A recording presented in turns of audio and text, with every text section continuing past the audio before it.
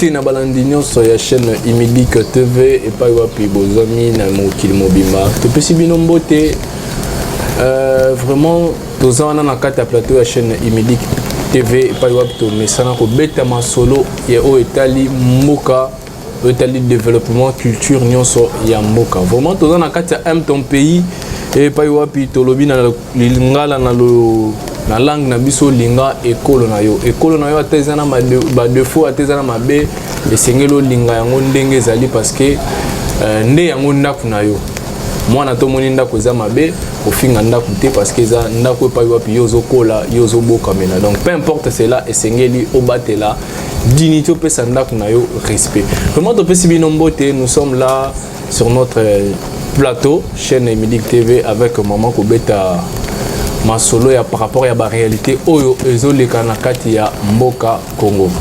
Vraiment toza vraiment na souci mingi na bandeko na biso ya este pa wapi bitumba guerre ezwami. Vraiment toza du cœur na bino longo totiki bino te tozo soutenir bino et tozo soutenir aussi chef de l'état pa wapi baza na souci ya kobatela mboka ya kotia kimia na kati ya mboka. Vraiment hier on était là tozaki sima ya Léopard équipe na biso pa yo pekende ko beta ndembo na Côte d'Ivoire. Vraiment on était du cœur avec eux malgré ba geste monaki na kati ya terrain. On a vu que le joueur était vraiment là na kati ya motema na bango na souci ya kolata oyo ekolo makambu ezo subir. Mais malgré tout cela to moni ke ba filmaki yango te ba lekaki yango ba tapaki yango à côté, mais ils étaient de cœur avec na ba bazana kati ya Goma bazana pasi free wana toko yamba maman pa wapi toko pesa yembote pour que to beta ma solo o pa wapi to kuti na kati na mboka na biso makambu ezo ndenge nini ezoleka toko yamba yembote maman. Bonsoir papa Poto. Bonne santé maman. En tout cas volu yazo sunga biso to moni bozongi déjà en forme par rapport ya ndenge ozalaki dernièrement. Bakoko bazo traité ngai déjà. Okay. Oui maman toye lisusu pona ko beta masolo ya makambo epai wapi esotungisa vraiment libota mobimba ya ekolo Congo démocratique du Congo toza na kati ya souci wana mais fato banda wana to ko beta non lisolo ya makambo ya ndembo ebeta makilobi par rapport yango on trouva ki yango ndenge nini parce que tout le monde était derrière Léopard peu importe de fait mais nous tous on avait tozaki na soutien moko pona équipe na biso ya mboka Congo omonaki makambo ndenge nini. Na remercie pour na ba question yo tuninga. En tout cas ceux qui naza ko se présenter na ba émission oyo eza po eza ekolo nanga. Okay. Donc quand ndenge tolobaka na slogan na biso aime ton pays na bolingo ekolo nde toza wana. Malgré nous autres zoninga na tozawana. Oui, tolanda ki nyonso ndenge ezalaki parce que Léopard azali image ya mboka na biso. Oui. Aza image ya mboka na biso, aza thermomètre ya mboka na biso comme je l'avais dit na ba émission nanga mususu passé. Alors ezana ba constant mususu to salaki o ezaki to côté. Qui nous montre clairement que l'Afrique ne veut pas rester unie. Wana nazo dénoncer ango na CP la kité comme on a le lengue oyo Côte d'Ivoire a se comporta qui a tolinko tia penza mu wana pilipili mingi na kati na yangote mais au moins nos frères se sont mal comportés vis-à-vis de nous. Okay. Même les images ya kozwa ndenge sengela ki kozwa bazui yangote exprimer passion tozalaki nango parce que tolakisaki image oyo tozo exprimer que doit na kati passe. On a perdu beaucoup. Ozomona ceux qui 10 millions ou 6 millions ezoloba mawana 12 millions eza ebele na bato bakei. Donc prendre les images et ninga rozala eloko ya motuya. Bon, c'est pas grave. C'est que j'ai toujours compris en Afrique mobimba le Congo a un grand cœur. Ok. Hein? Congo a zana bolingo. Congo a supportaka nyonso. Et moi je te dirais et l'eau comme on a tiré comme leçon l'élo. Congo a leader. Moni Congo na ba domaine nyonso Congo a leader. Et là on est confirmé. En tout cas, na ma nyonso le kanamboka oyo. Tu vas remarquer toi na lolenge mususu. Est-ce que tu sais qu'après les matchs na moni ba joueur na biso ko kendo yambana na ba joueur à Côte d'Ivoire. Tu vois un peu ko yamba bango pour dire que et andembo et aliseki auto ucho sala. Topola, Totozwa et le bielote. Mais ya motuya on a sepela keza expression oyo. Tozala ki non. Expression oyo salamaki na ba léopard. Qu'ils veulent ou pas, même ceux qui bagardent qui ba image, le monde entier a vu ces images. Au moins ni ba image oyo ba signe nyonso e salamaki wana. Ya bakangi minoko boy. Bah oui. Tout ça. Le monde entier en vit. Et loko wana déjà eza langage munene. Ça va faire parler le monde entier. Et le monde entier ont compris le message. Ozomona.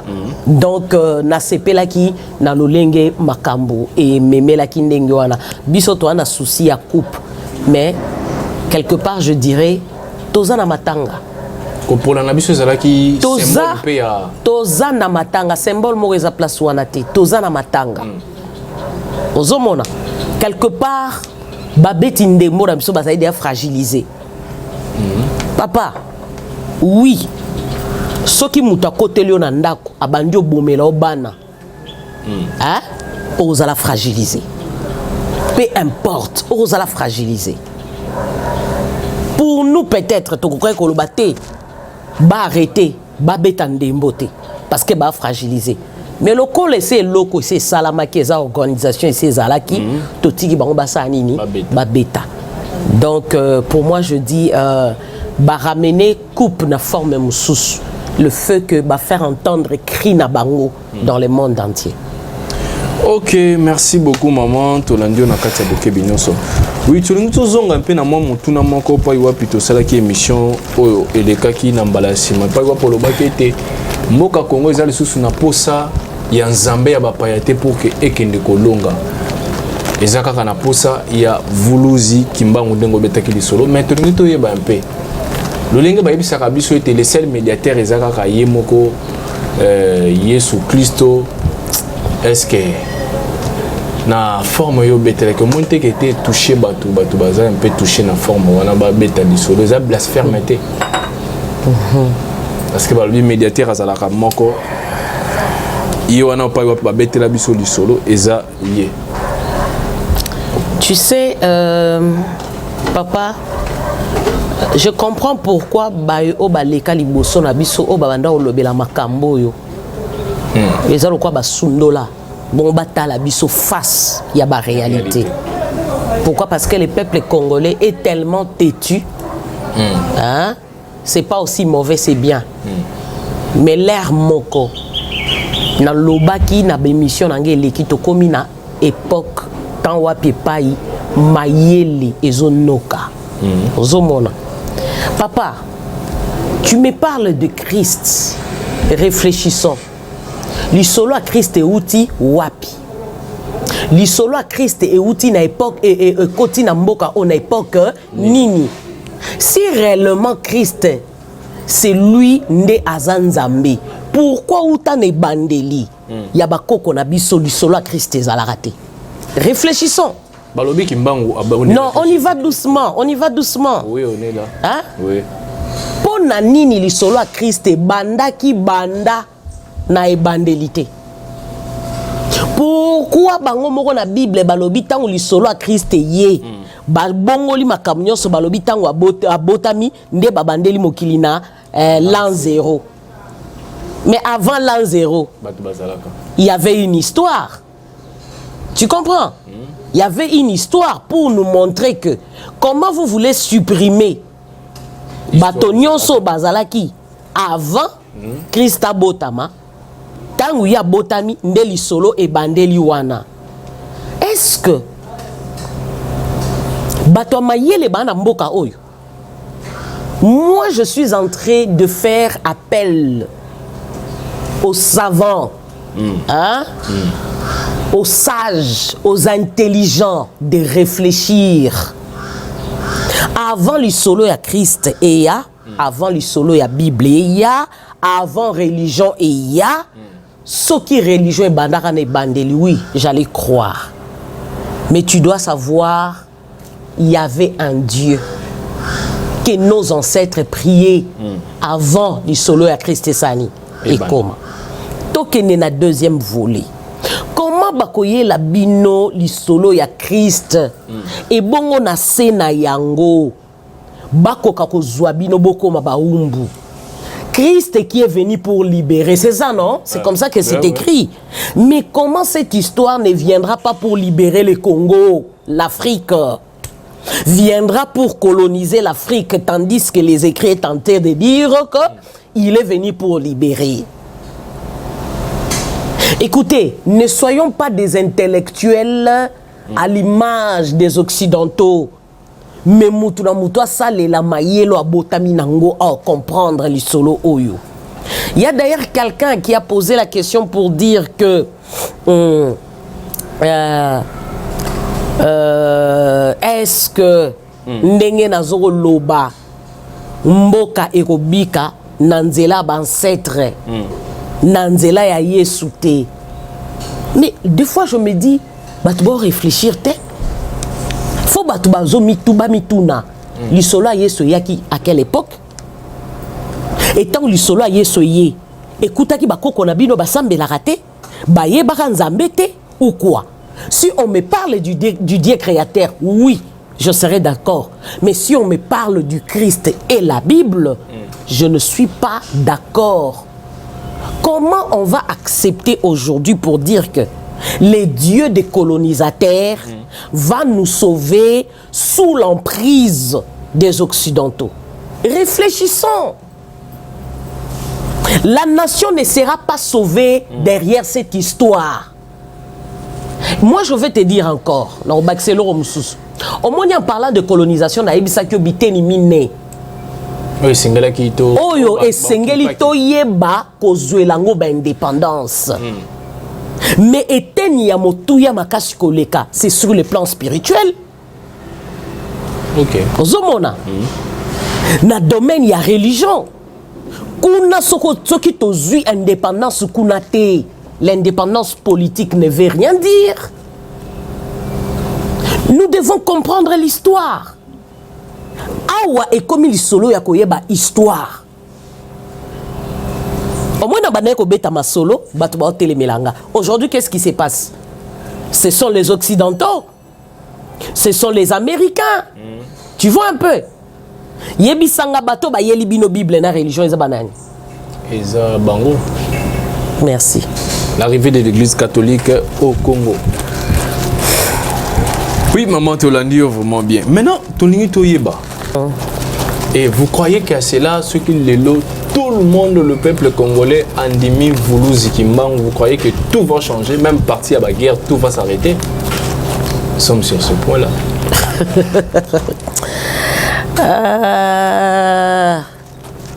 Papa, tolinga te.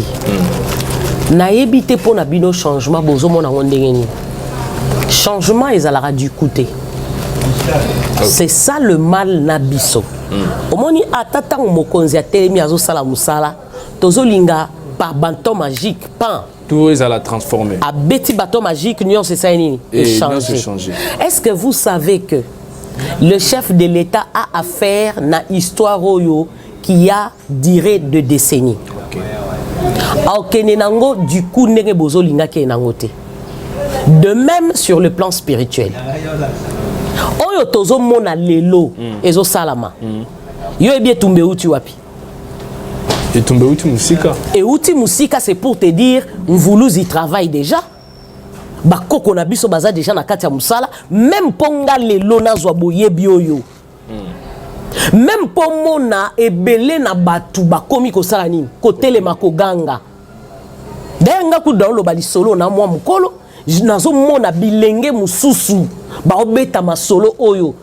tu crois que ça pour mutoyer enseigner ezam vuluzi eza bakoko na biso ba ke kutana na biso bazo bete la biso li solo. Et comment je ne peux pas croire que tant que tokondi mako zongi sa makamnya soit en place sur le plan spirituel tokomona elonga na kata mboka o elonga et yaka ndenge biso tozelela te elonga c'est tout un travail ndenge tozomona ezokende boye eza da musala ezosalama même musala ezosalema tozomona ebele atako tolobi ete changement yaka boye te yaka malema mais singela te ezala na basini moko pa iwape ko témoigner ezolakisa biso parce que balobi même na makamsu babi les signes nyonso etémoignaka nzela histoire ya changement eloko moko ezokota mais on ne voit pas de signes. Bandela un peu questionnant tout ni toyeba obeti lisolo lobete changement eyaka dikute tondimi yango mais esengeli intera moi mukie bilembo ya basini endimisa biso ke tozali na nzela ya malamu que to sosola mais ezalaka bongo siko soki tomoni bilembo te tokondima ndenge ni donc yo nano moni lembo moko te nga na komona lembo na part na ngai yo soko moni ebele na bato pe baomona tu vois un peu na pesio de signe na ebisio oyebi avant bato bazala libre ce qui rend la personne libre c'est la connaissance d'abord. Oui. Tu vois un peu. Oui. Mais la connaissance au ezotambola na kati ya bato. Il y a 50-10 ans, oyeba ki lisolo ya kimbangu na lolenge to oyeba ngo lelo, oyeba ki lisolo ya bakoko, oyeba ki lisolo ya nzamba bakoko na biso, ça se disait pas. Et beta marketé. Et lemboni no zoluko yeba tandis que nga na outi une église de réveil où je fais 15 ans, 15 à 20 ans de ministère. Où j'ai prêché la Bible. Et aujourd'hui, je parle de ces dieux de nos ancêtres. Je parle de Kimbangu. Ce ne sont pas des signes. Oui, ça, c'est mais la Bible. Ce sont des signes. Pardon? La Bible peut banzambe abakoko ba pesaka bandakisa ko bondela bango ezali. Oh, mais dans la Bible aussi c'est écrit. Oui. C'est écrit. C'est que na tawanda nde boyebe ezala ki ndenge komi lelo te. Non, le problème c'est quoi? Le problème est que bazui kaka boyebi wana ba triquer yango, ba balusi yango pona nini? Pona bénéfice ya songolo. Po yo batia yo lokola moumbu. Mais maintenant, le créateur, c'est lui qui libère. Yemoko azoya ko fula boyebi. Boyebi ememara moto na mosisa ya likambo. Azo mema biso na mosisa. Poto yeba lisolo ndenge ezali pour que mondele atika la libela na libela ko konza biso te parce que biso toza produit ya liboso mutu mwindu. Toza bana ya liboso. Baras nyoso tozomona babimi pa na biso. OK. Ozomona. Et c'est à travers cette connaissance que tokozonge la place na biso. Oui, maman, tozolando na kati ya boke binyoso, j'espère que na balandi bazana biso de cœur en ligne ndenge ni tozolanda maman azo pesa biso vraiment ba réponse na lolenge esengeli na miki. S'il te plaît papa. Oui maman. Ezana batu mususu bazo otuna rakoloba ete. Est-ce que ndenge président Félix Azawana Nzamba zate po apesa ye mayele. Je comprends que na mboka na biso ba intellectuel baza ebele na lolenge ya ba occidentaux. Oso comprendre. Pourrait qu'on parle de Dieu, je ne sais pas ils comprennent quoi. Or Bible totange lobi na biso to honorer baboti na biso po bango baza banzambe ya se. Quand j'ai parlé de Mukishi, il y a Chichi Mukola. J'ai parlé du Père, l'esprit du Père. Écoutez, tozana eloko moko te tozora na sena moyo parce que nzamba sa libéral nyonso. Il a tout à comprendre. Tu vois un peu, au moni ba nation mususu, bazana boyebi koleka biso. Yebi sanga lokola histoire boye. président Félix Okebeta mabolonga bane nzambe na ye pa na obikisa nzamba sa zwaki boyebi apesa ki epa ya papa na ye. Il n'a pas besoin d'invoquer son père. Pourquoi Christ dans la Bible n'a pas dit aux disciples moi je manierai quand il y aura un problème invoquer mon père. Vous savez qu'est-ce qu'il avait dit aux disciples? Invoquez-moi à chaque moment. Invoquez-moi, je vous répondrai. Et pourtant, Christ le savait que le Père est là. Pourquoi il a demandé aux disciples de faire appel à son esprit? Quand on parle du Saint-Esprit, le Saint-Esprit c'est qui? Si ce n'est pas l'esprit de Christ. Le Saint-Esprit c'est l'esprit de Christ. L'esprit de Christ. Et pourquoi moi aujourd'hui je parle sur l'esprit du père de Félix Tshisekedi? Les gens me contredisent pour dire que Oazoba. Tu vois un peu? Manque, il y a sagesse.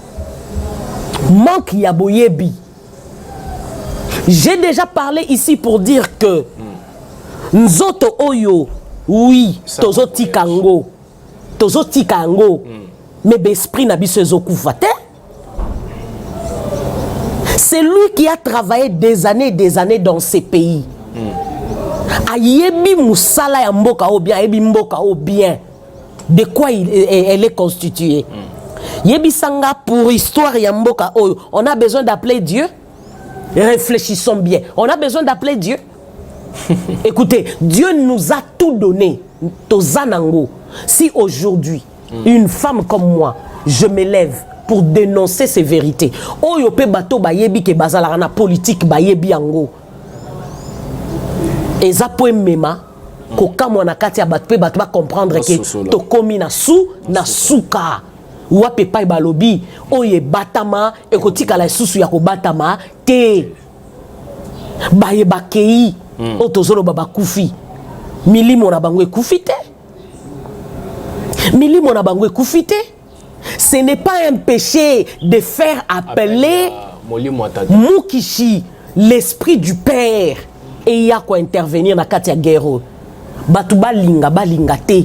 Na niveau to komeli Guerrero, biso nyoso tozo benga déjà bango. Tozo lando na Katia boke binyoso do Katia te. Mais na forme oyozo memela biso, j'espère que na balandi ba zo landa biso na boke binyoso. Problème ezani ni na pon wana zo lobela ko benga molimo ya tata. Ba epa bazote melango lolenge ba Kristo tokenda na etonga na église ba lobete ko monde la mutu akenda eza idolâtrie. Na forme wana arrêtez-moi ces histoires là. J'en ai déjà parlé. Ce qui est idolâtrie. Et pourquoi lui-même Christ avait dit aux disciples ba invoquer. Point de clair. Mais pourquoi il va leur demander de l'invoquer? Mais bah pasteur en débat. Tu comprends? Mais maintenant, on vous amène la connaissance qui est vraie. Hein? Si ça n'est le cas, toi invoquer pas esprit à Christ, parce que lui aussi il est mort. Ah bah le biais Zanzambe. Il y a Zanzambe. Mais qu'est-ce qui nous démontre qu'à Zanzambe? Allah takinzote. Bah bin Zambé 100%, Dieu 100%. Oh. Et toi tu es 100% qui? Nous sommes de Dieu aussi. Bon. Ah, tu vois comment Bozako se contredit. C'est pas la question qu'on se contredit. C'est ça les choses qu'on nous a enseignées dans des églises. On vous a enseigné. Je t'ai toujours dit, ils ont très mal lu les Écritures. Parce que Christ lui-même, après sa mort, ses disciples à lui allaient prier où? Bazalaï na montagne bandok et sambelate. Les disciples de Christ bandok et sambela na cimetière. Place Bakunda Christ. Tindenga c'est quoi? Même après qu'on sait qu'on a bazala toujours ba osambela kuna na cimetière na ye et puis ayebisi bango bien invoquer bo invokakanga même oyo na yebisa ki bino de mon vivant soki bobo sanyango moi ngana rappeler bino pourquoi ton ngana lobi que Félix abenga tata na ye a rappeler makambu o esengeli ya sala bino so botelemi et ara batumsu ba traiter nga de muto ba kisi ya simbi musika balobi était okomi moto parmi bazo compter entre bato to benga la Bible ba antichrist ba ko yaka na vérité contraire ya makambo to kutana. Mais ba prépara ki bino déjà ba prépara ki bino déjà lelo moi je te dis oui je suis antichrist. Balobi za faux doctrine oyo. Oui je suis Antichrist. Bayeba kike époque ekoya. Antichrist on l'accent. Ah voilà, antichrist cela veut dire bayeba rotelemela histoire ya christianisme. Donc quelque chose qu'on avait déjà préparé, les gens... On a déjà préparé bien l'histoire. Parce qu'ils savent que c'est à travers cela qu'on vous a colonisé. Pour ne pas être... Je veux te poser la question. Nos grands-pères, Bakoko Nabiso, Basambele Nzambete, à cette époque-là, Christ n'était pas là. Amé. Motuna moko eza bazotuna bazoloba ete kimbangu tozotanga lelo.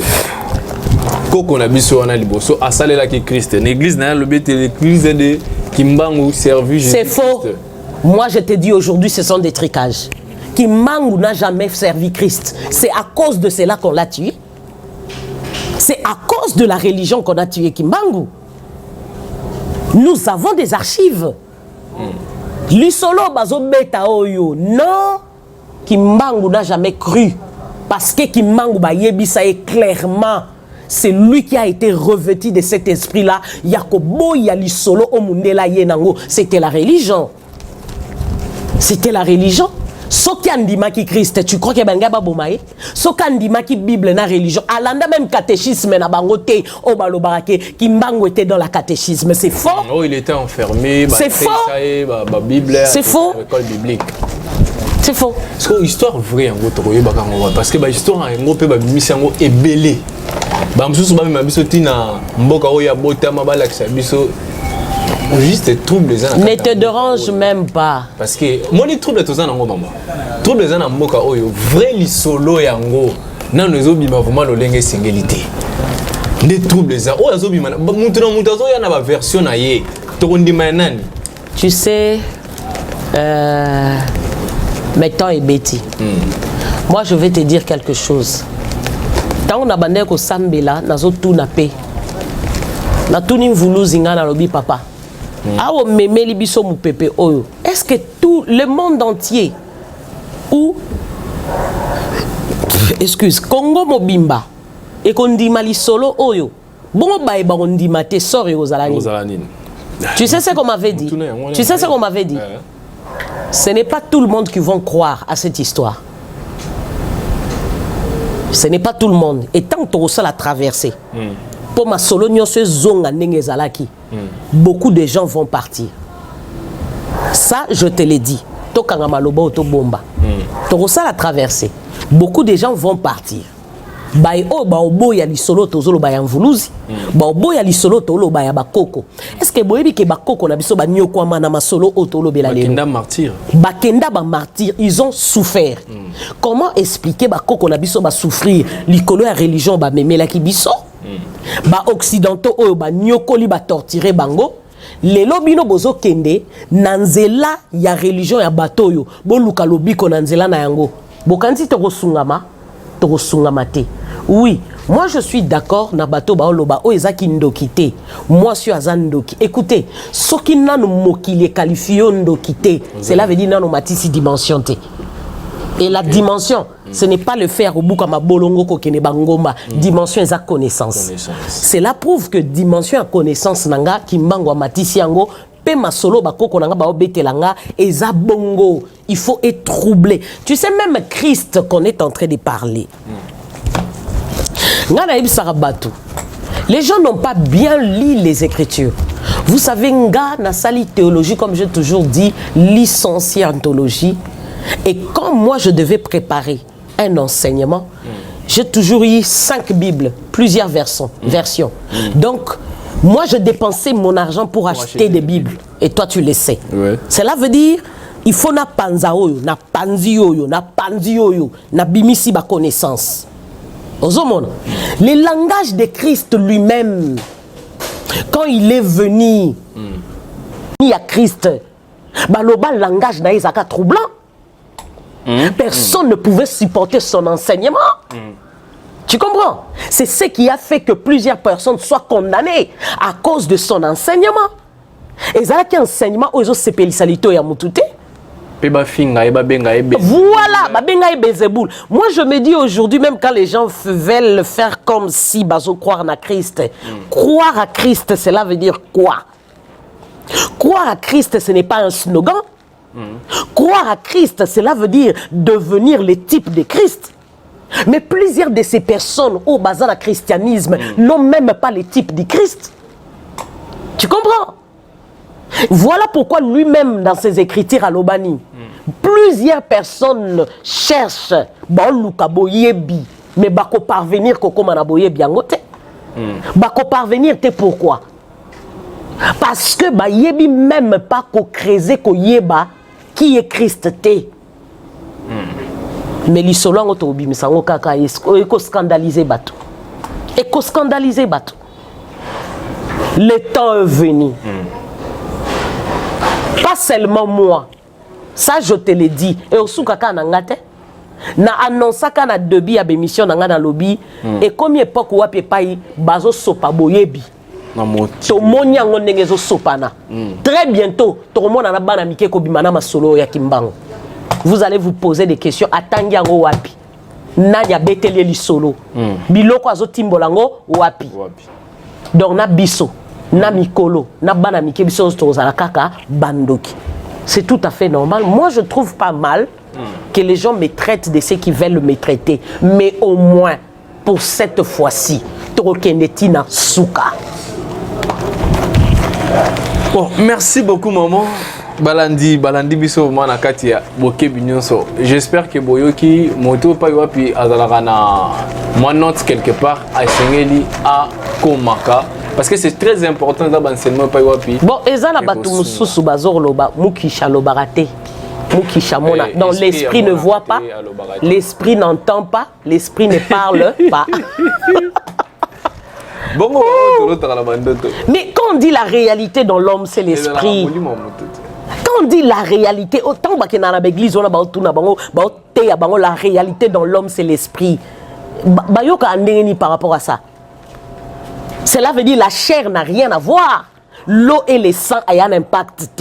Ce qui fait que Moutoua Zala est un esprit na yo. Même ce que je suis là, ce n'est pas ma chair. C'est mon esprit. Et mon esprit voit, mon esprit parle, mon esprit entend. Si l'esprit n'a pas les yeux, l'esprit n'a pas d'oreilles, comment le Saint-Esprit communique avec vous les chrétiens? Comment il vous parle? Comment il vous parle? Oh non. Batuni question donc ceux qui au gocha réponse dans commentaire et cause à malamba biom tolobe pa wapi molimo alo bagata mona raté batuni. Comment le Saint-Esprit communique avec vous au loba oh na yoki molimo mo santa lobi yoka batu bazoloba tika makambwana tata na ya sa kufa ao mona te ao loba te ayebi lisusu histoire le kawate. Ah, mes amis, on a pas mais papa, papa. Est-ce que y a Bible?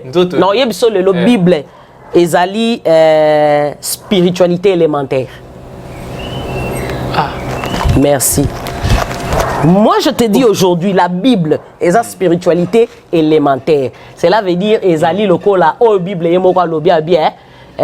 Oh mais la miliki naboui tango koma na bilé ya makasi merci esengeli ozo bansenement yebi sangai batu bazotuna mituna moko buzoba la Bible est spiritualité élémentaire moko loba Bible est l'école maternelle et spiritualité c'est vrai et école maternelle et spiritualité et école maternelle la spiritualité. Voilà pourquoi c'est important au les place wana soko les qui ont maîtriser Bible, ont maîtriser théologie, ont maîtriser spiritualité. Ok, merci vraiment beaucoup. To komi na suka ya tranche ya mokola lelo. J'espère que au komi ba point moko de la qui très capital au papa maman a développé fongo vraiment et là qui important mingi. To komi na suka mot de la fin na yo. Ah papa. To komi na suka mbango ndenge wana. To koma na suka mbango wana ndenge wana pourquoi? Non mona ndenge mboka na makambo ezo yinda yo zo komisanga na suka na émission oyo. Hein? Non. J'avais parlé l'autre fois ici. Non. J'avais parlé l'autre fois ici dans lobby na yo que Mokonzi Mboka entouré na ba traître. To beta no lisolongo. Est-ce qu'on outi ko monate? To beta lisolongo. To loki parce que to moni makambo pe e belé na réseaux sociaux malgré tout to télémela de fois réseaux sociaux ezo pe sa information pe exactité na makambo e belé to zo mona na kata mboka. Deux fois information sur les runa ezaya batu bazo fondé Tolandi même le président et ministre de Jean-Pierre Bemba à l'Oba qui même dans cette émission, j'espère que le mardi il était basé dans la réunion. À l'Obi ne suivez pas les informations qui se passent souvent dans les réseaux sociaux. On est en train de travailler. Mais Tolandi dans les réseaux sociaux, les soldats mboka na biso na kati ya itumba bazo ko se plaindre bazo lo ba été ba généraux ba kekuna baza corrompu au lieu que babundela mboka bazo beta de fois minuki bakan ezokoya kana kan ya basoda na biso bango mo bazo papa na émission na ucho sala na yebisaki yo teke olobaki na yebisaki yo teke ba traître bazape na biso abo oui olobaki na ba congolais pe baza ba traître obeta ki liso hein. Cela veut dire na oyebate batu ba na besoin kiti wana bokonzi o bango bazo wela na oyebati na ba wele langote. Est-ce que ba koko kamba mboka ho? C'est ça aussi. C'est ça aussi. Yoza assoiffé na bokonzi ba pesa oposa na onini. Obengama nango. Voilà, merci. Merci. Et loko nyonso na veza ka foko bengama nango. Yo bengama nango te. Et loko moko te. Yo lingi ba peso kiti wana vanda. Et ça la mabongo te. Hein? Même sur le plan spirituel et ça la mabongo te. Il faut bengama nango. Omoni mokonzi mbongo tia vandi wana. Les gens peuvent tout dire. Ngaku na na somote na lobi na tan oyoko atana mabanga. Toko kene toko banda na ba baza ba occidentaux te. Toko banda kana oba na mboka na biso. Tu vois un peu. Toko banda kana ba na mboka na biso. Au moins aujourd'hui la prophétie ezokende koko kisama ba yebisaka nga mupepe ko beta. Mupepe ngo yango tozomona. Mupepe ko beta mais banani yango mupepe zo beta ba ibami salaka bomoko na chef de l'état parce que oya telemi sikoyo akei asangani na ba nani oyo Corneille Nanga ozalaki président ya merci ailiaka achaka yende mutafandisi la giso mokonzi na première mandat metala lelo rebelle akei akoma rebelle akeko sangana na ba M23. Est-ce que mutuana zaki mutua solo po bomona ke lisolo na bango zaki tricage ozomona premier mandat basala kiango wendenge zala bato ba osali seke kala omoni nzambe abimisi babiloko mo omoni nzambe atikali nzambe oya kela biso oya bakoko na biso atikali nzambe bango tango basala ke loko na bango balinga bazwa mokonzi ya mboka lokwa marionnette na bango ba télécommander ye ba dirija ka esala boy zongi saboy po biso to tue au place wana omoni cette fois-ci eza peuple ndé élire. OK. Et puis to lobaki clairement peuple élire mokonzi ya mboka po to yebi tata na ye to yebi mama na ye muto akoloba na biso te ka yebi tata wana te loi chani. Tu vois un peu.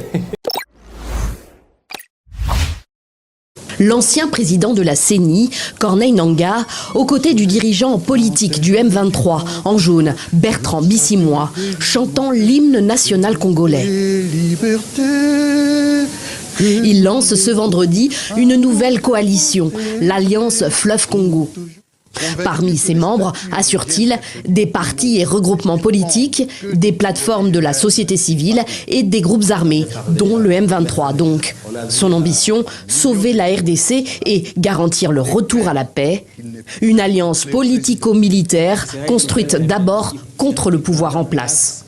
M. Tshisekedi a transformé les pays en une tribu. Il a amené le tribalisme. Il a amené des tares du genre la corruption, le détournement. C'est voilà les ennemis du Congo et pour lesquels nous ne pouvons, en vertu de la Constitution de la République du Congo, rester insensibles. La charge est lourde contre Félix Tshisekedi. Pourtant, début 2019, c'est Corneille Nanga, alors président de la CENI, qui l'avait déclaré vainqueur de l'élection présidentielle. Avant d'affirmer plus tôt cette année que l'actuel chef de l'État avait alors signé un accord de partage du pouvoir avec son prédécesseur, Joseph Kabila, pour accéder à la présidence. Une accusation démentie par Félix Tshisekedi. Mais ce qui choque aujourd'hui dans le Nord Kivu, ce n'est pas ses manœuvres politiciennes.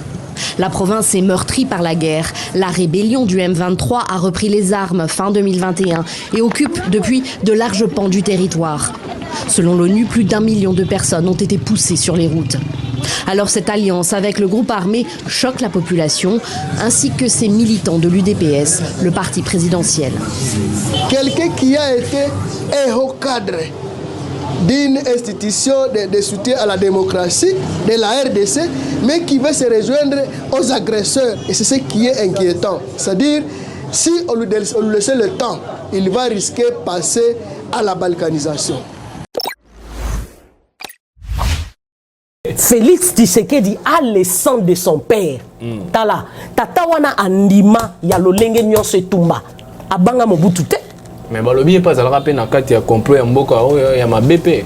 Ya mabeko le kapé na par rapport à M23 azala rappel na kati. Selon sur azalaka na kati ke ni nyate kamboka. Azalaka na bakati ba sur ke ate kamboka. Je vais te poser des questions parce que tolobaka mingi sans pour autant vérifier. Pour un homme qui a été élevé en dignité à l'époque de Mobutu, est-ce que Okenda n'a limité au monde ndaku ya Fachi ya Tshisekedi? Oui, tout le monde. Au monde qui ndaku neza ki ndaku bakonzi. Pourquoi il va accepter ya kotika la position wana pendant qu'il y a une influence à makasi na mboka oyo? Est-ce que c'est papa là tel que tu le vois? Ozomona ye aza muto aza assoiffé d'argent. Ce n'est pas un assoiffé d'argent. Il n'a pas cherché à s'enrichir. Il a élevé ses enfants d'une manière noble. Ozomona. Cela veut dire après ça qui bango bozui ceux qui payent en ndengenité. Mais banana baleka na kibomango. Banda on a baleka na ba formation moko terrible. Oh ya ye ya motu ye zaki atangisa bana na ye. Pona ni toroyoka ba masolo libanda. Si il était resté ferme, tu sais combien de fois Mobutu lui avait proposé de l'argent? Est-ce que vous le savez? Plusieurs fois, il n'a jamais cédé. Alors qu'il a cédé car na bato libanda. Écoute, soki bakoye bisanga andima qui a cédé na bato libanda. Peut-être pona ambition moko yake nandi mela bango lelo. Bongo lobby na opesa bango mukongo pour na sauver nation nanga. Lolenge moko nani Kabila le père à Salaki. Kabila le père à Salieki na bango. Mais pour quel but? À comprendre jeune na bango. À comprendre jeune na bango, bongo ye bandenga kosunga mboka. Tango akoti. Atikalaki na bango. Atikalaki suna bango. Ah voilà. Tsiko moi eloko moko ye toujours le président à Kala Corneille Nanga a le bête monsieur Félix Antoine Tshisekedi a commis Mboka tribalisme, corruption commis taux élevé dans Mboka. Est-ce que vous croyez à cela vraiment? Ça c'est lui qui le dit. Ça n'engage que lui. Mais vous savez qu'à cause dans la vérité belé parce que ça n'engage. Écoute.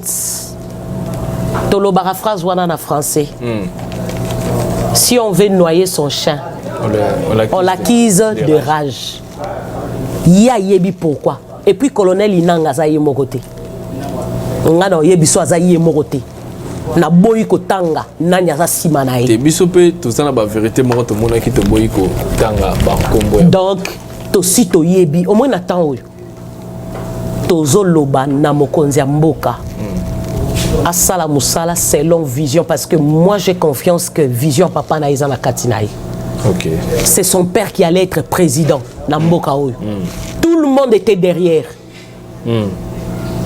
Moutonte le melango azate. Biso nyoso tozalaka d'accord. Tshisekedi Arsani a dirigé mboka oyo. Comment rapidement azara premier ministre? Moi comment premier ministre? Mukolo kaka azokoma premier ministre ba annonça biloko nyonso ekita. O wana azara mystérieux. O wana azara mystérieux. Makamnyo se zongi en ordre. Ozomona.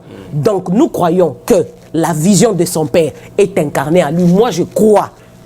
Elle y est dans le sang. Nazo ndimisama po makila oyo mokonzi azanango nde oyo azue papa naï. Maman, bon, le côté était vraiment toujours dans mokonzi ya mboka malamu partout esika azokende lolenga azodéfendre ekolo parce que totali aza na souci ya ekolo parce que aza mwana ya mboka mabe oyo eza awa lolenga ozobeta yango tozoloba yango ke aza entouré na bato ya mabe ebele mais tomoni mpe kala te babeti lisolo bachange informateur ya mboka na biso batie kabuya balobi ke mpona bino ozwi déjà information oui naza informé j'espère que hier osala malamu parce que naza informé pe na ministre batie avant kutu abima moi j'avais appelé quelqu'un na yebisi na moni il y a 2 personnes mais décision zo nager na bateau mi balé na yebisi oya kobima eza un tel en tout cas bravo et puis quelqu'un d'autre déjà nazwa ki pe na nzela molimo ba travailler pe na mobutu o batie déjà la tête bien que ce n'est pas encore annoncé je suis d'accord parce que Nathan auto on a besoin ya bateau yo ba mela vision ba yebi li solo mboka to memela li solo oyo na lolenge ba occidentaux ba olingela te donc to memelango na lolenge wapi pai peuple congolais nyoso okende ko se retrouver donc c'est ça. Ok, pour te l'andagi pe lisusu information moko pa yoapi to moniete sili koleka soki je crois entre semaine ba mercredi bien ba mardi ok mokonzi ya mboka akende ko funda le président rwandais na kata Union européenne ainsi bango comment est-ce que bino jusqu'à présent bozo pesa mboka rwandais ba sanction te par rapport à makambo azo sala pe maintenant on peut singa raison to mona déjà on peut singa raison ya constitution voix oyo epai wapi toza nango kolanda eza malamu mingi mpenza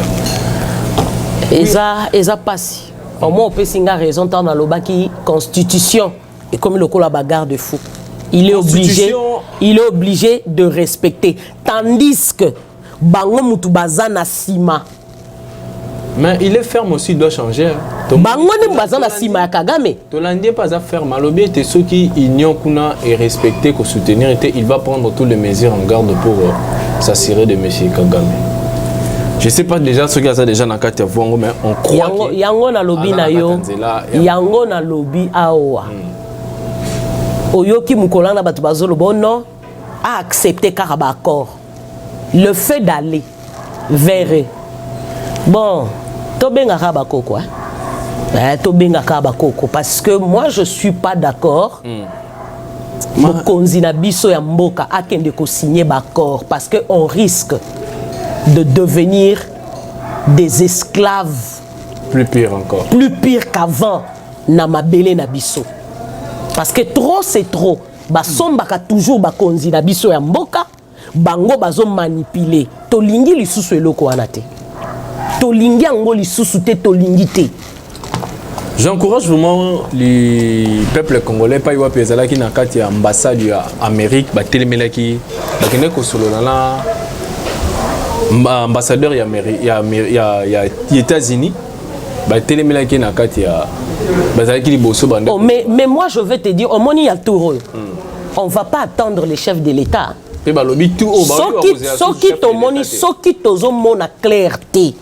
Tu comprends? Parce que nous ne voulons pas que notre président soit dirigé aussi.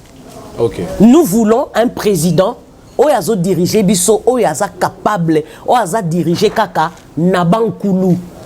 Vous comprenez? Azo yoka nzambe mokeli ayoki bankulu akambi biso parce que bango kuna mutazo diriger bango azate. Cela prouve quoi? Bango nde baleki batu na mayele bango bakoki ko se diriger awa biso toko ko kamba mabiso morote. Nde lo mo na faire passer message na bande kona biso nyos. Les Congolais, il faut tout sangana toko mamoko. Okay. Totika kobimana condamnation vers le chef de l'État. Et Tumba Oyo, ezui chef de l'État, ezui pebiso. La diaspora est pas ça ba diaspora.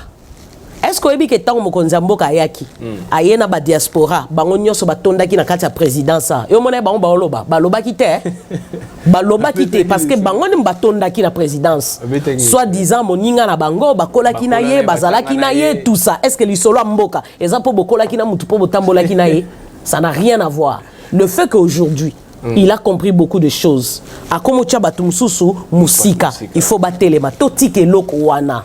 Parce que le chef de l'État a à voir avec un problème oyo. Ezo senga ya sanini. Andima bakor. Et tumba oyo, ezali solo ya bakor. Donc, ce que comprendre bongo, bisons tous en abomoko, pour soutenir le chef de l'État. Ce qui chef de l'État a se détourner contre nous. C'est aussi dans la Bible. Vous savez, à un moment donné, les peuples d'Israël, Baloba, Baloba